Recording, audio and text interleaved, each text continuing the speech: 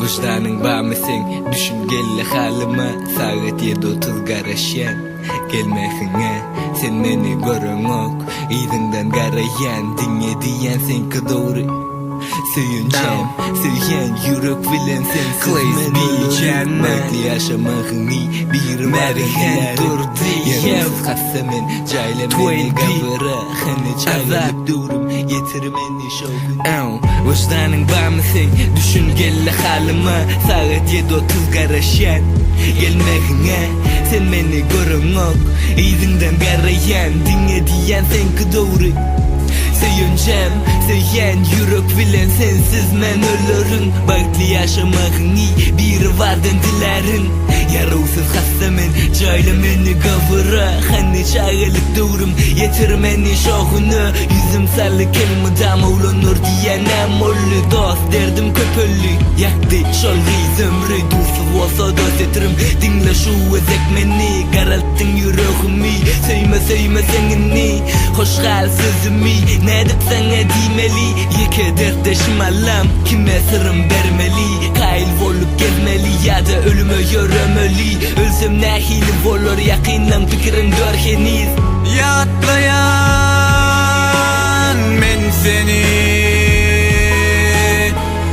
senin bilen görecektim men geleceği. Ah, senin bilen geçti koyu fırsatlar.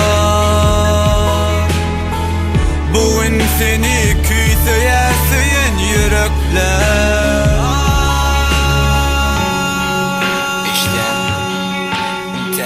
Yaklayan, yüreğimden çıkmayan, seni kuysayan.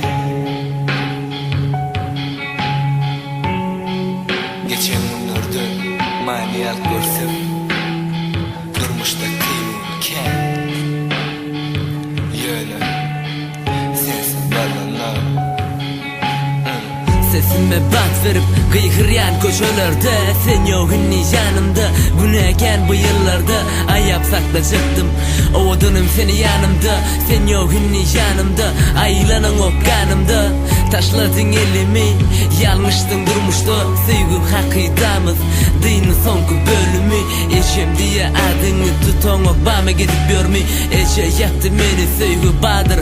Görüm oğum, eşem neçe yıl çektim sevgi azabın.